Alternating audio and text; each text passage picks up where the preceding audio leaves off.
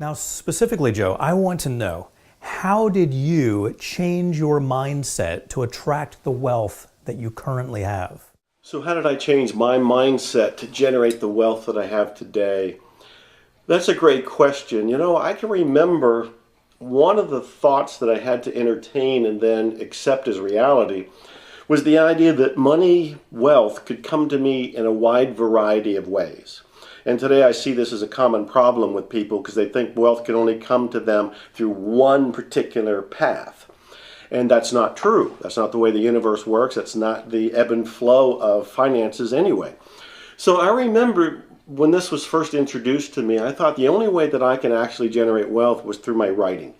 I wanted to be an author. I wanted to be published. I wanted money from my books. And I thought that made the most sense to me. I've always felt like I was here to write books. That's my calling. That's my life mission, if you will.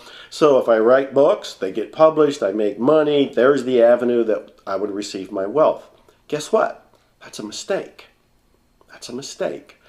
Why is it a mistake? Well, the thing that I had to change in my own head is the idea that wealth is this gigantic pie of opportunity. And what I was saying is, I only want it to come through this one slice. Just let it come here. Not realizing that wealth can come from here, and here, and here, and here, and here, and here, and here, and here, all kinds of different ways. And it was really difficult for me to accept that because I kept thinking, yeah, that sounds reasonable, that sounds logical, that sounds possible, but I'm just an author. How else is it going to come to me? So I had to also release the idea of being identified with that path. So if I think I'm an author and I think I can only make money as an author, I have dramatically limited my possibilities of generating wealth because it can only now come through that one road. That's it. So I had to entertain what other ways could wealth come to me. So I started to expand my mind. And I thought, well, a lot of authors sell their books by being a speaker. A lot of speakers make really good money, sometimes more money than the writing or the authors do. And I remember that even Mark Twain, one of my great literary heroes, he made more money from his speaking engagements than he did from his writing engagements. And his speaking engagements helped fuel the sale of the books. And P.T. Barnum, who of course I admire, P.T. Barnum had lost all of his money because of a bad investment. He made a gamble and he lost. But he generated more wealth by going on the speaking circuit. And I thought, well, I could be a speaker. I didn't really want to be a speaker. I was too shy. I was awkward about that, socially uncomfortable. Couldn't really relish the idea of being in front of people. But we can learn to do anything. And I thought, okay, maybe it's not just writing. Maybe it's writing and it's also speaking. I now have two roads. I now have two roads coming to me. And then as I started thinking about this some more, I realized that, well, a lot of authors, they have their book, but they repackage their book. There's also the audio version of the book. Now today, back then when I had my first book published, which I think was 1984 or 85, today you can also come out with multimedia products and ebook versions of them, digital products of different things, video products of your products. There's all kinds of different ways to do things to generate more wealth. But even back then, when I'm looking at this for the first time and thinking, okay, it's not just me making money from being an author, not just me making money from being a speaker, but I can also turn my existing product as a book into an audio book. Back then it would have been a cassette. I now have another avenue stream. Guess what? I'm speaking, I record my speeches, I now have a product to sell, either in the back of the room or to a mail order list or the people buying my books. I now have another avenue stream.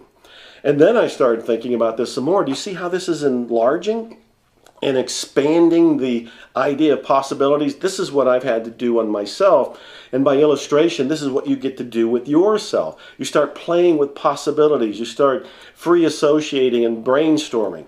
So I now have multiple products. I now have, I'm still an author. I'm now a speaker. And I have audios of the speaking engagements that I'm also selling. What else can I do? And I started thinking, well, I'm now selling books and writing books and speaking and selling speaking tapes. I wonder if other people want to know how I'm doing that. Another avenue stream, consulting. None of these avenue streams were there when I was insisting that wealth can come to me one way, from writing books. But as I expanded my mind, put on the positive mindset, started to see opportunities and really started to entertain the idea that wealth is everywhere, I'm the one limiting it. And when I start to open that up to say, where else can it come from? Well, now there's consulting and there's speaking and there's multiple products and there's still the books and everything else that might come with this. That's how I began to do it, just by expanding my mind, seeing opportunities. And just so you don't think that I just automatically did this, I still had resistance in me. I would wonder, will this work for me? Can I actually be a speaker? My first speech sucked. I was in front of 6 people and almost passed out. I was not able to do it. Yet I went to Peru and I spoke in front of 19,000 people live on a stadium stage where I had a translator and a bodyguard and an entourage, the whole thing. But when I spoke the first time, I could barely survive in front of 6 people.